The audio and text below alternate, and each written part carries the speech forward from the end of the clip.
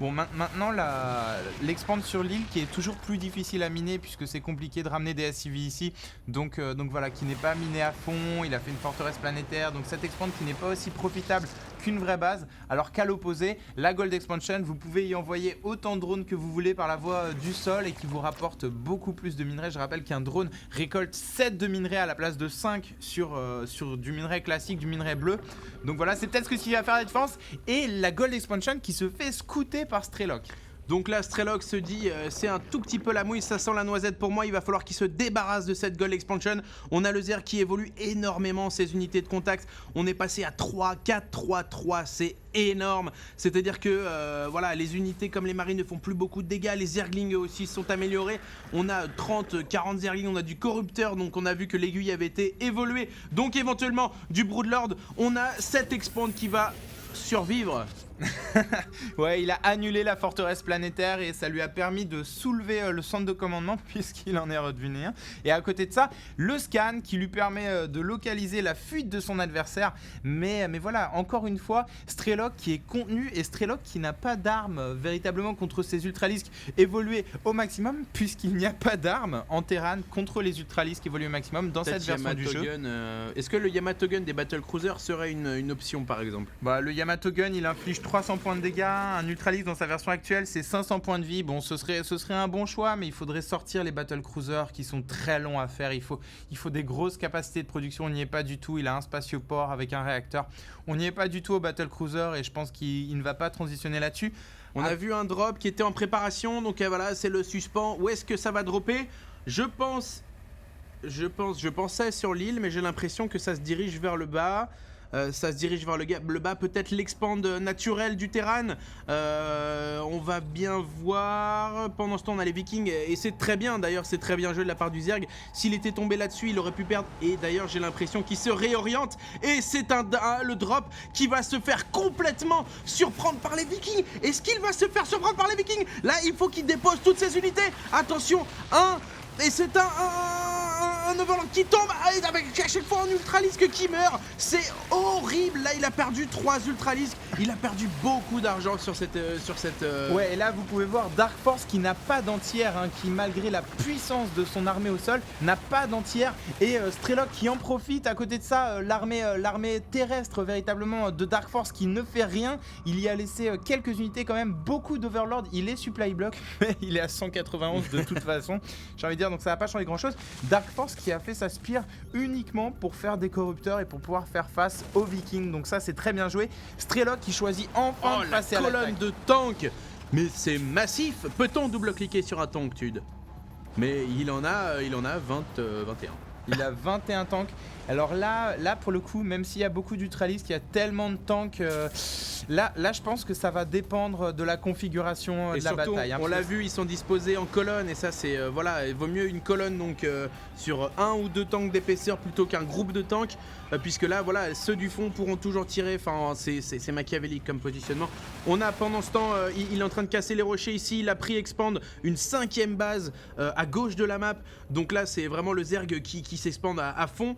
C'est la meilleure chose qu'il ait à faire. Ouais, et en fait, on juge souvent la qualité d'un joueur Zerg sur StarCraft 1 et sur StarCraft 2 à sa macro, puisque la macro est très importante chez un Zerg. Il faut savoir prendre des bases très rapidement et c'est ce qu'il est en train de faire. Il a une grosse capacité de macro. Les ultralistes qui passent à l'attaque, là vous allez voir les dégâts colossaux des tanks. C'est difficile de désigner un vainqueur, c'est vraiment difficile. Regardez les DPS monstrueux, les ultralistes qui vont tous tomber.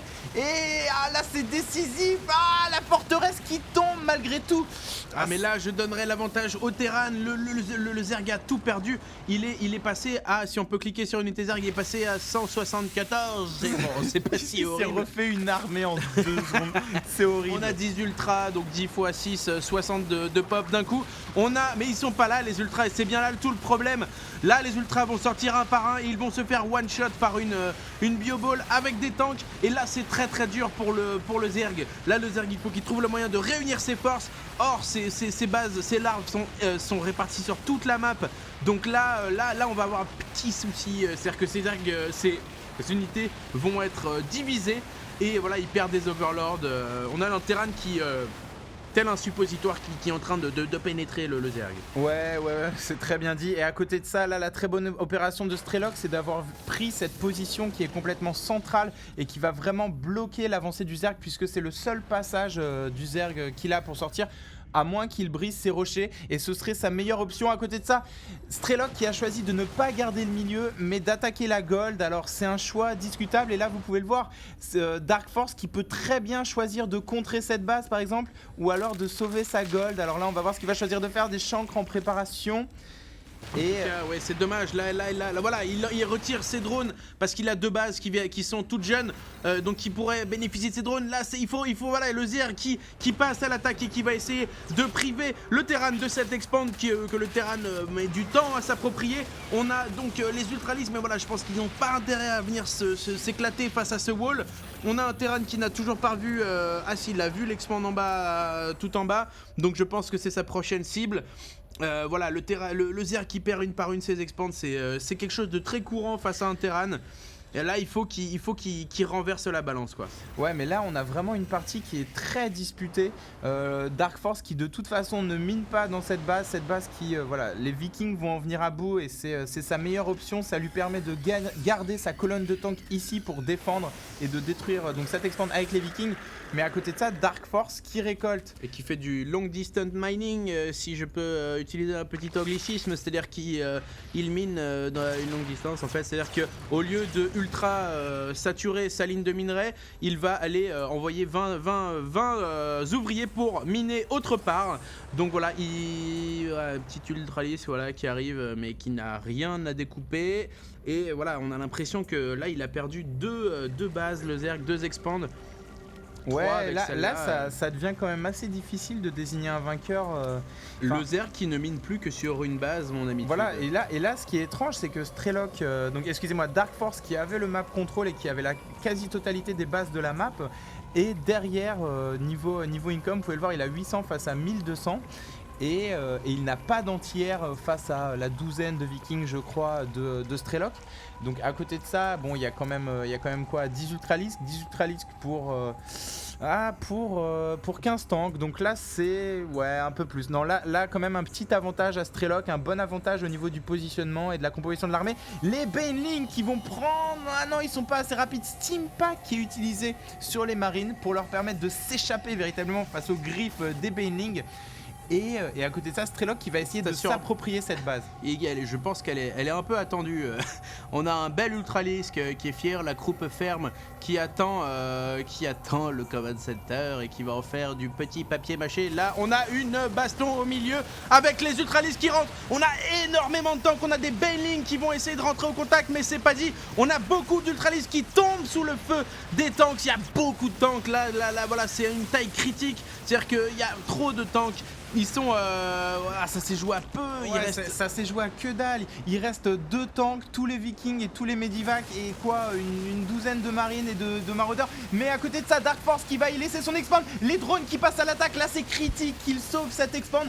Des Mutalistes, ça va être tendu. Les Mutalistes qui vont pas forcément faire le poids. Il y a beaucoup de Vikings et de marines au sol. L'expand de Dark Force qui tombe. À côté de ça, il lui reste une base ici qui est en train de miner à fond, la gold qui n'est pas encore finie. C'est les Mutalistes qui tombent. Le Zerg n'a plus beaucoup d'unités. Il est dépourvu, il ne peut plus faire grand chose. On a donc le terrain qui reprend le centre. Et même si le Zerg produit quelques Ultralisks, on sent qu'il a plus vraiment de ressources. Il est sur des Zerglings. Ouais, et à côté de ça, Strelok qui a choisi d'empêcher son adversaire de prendre des expands, de livrer véritablement une bataille économique. Et c'est le GG.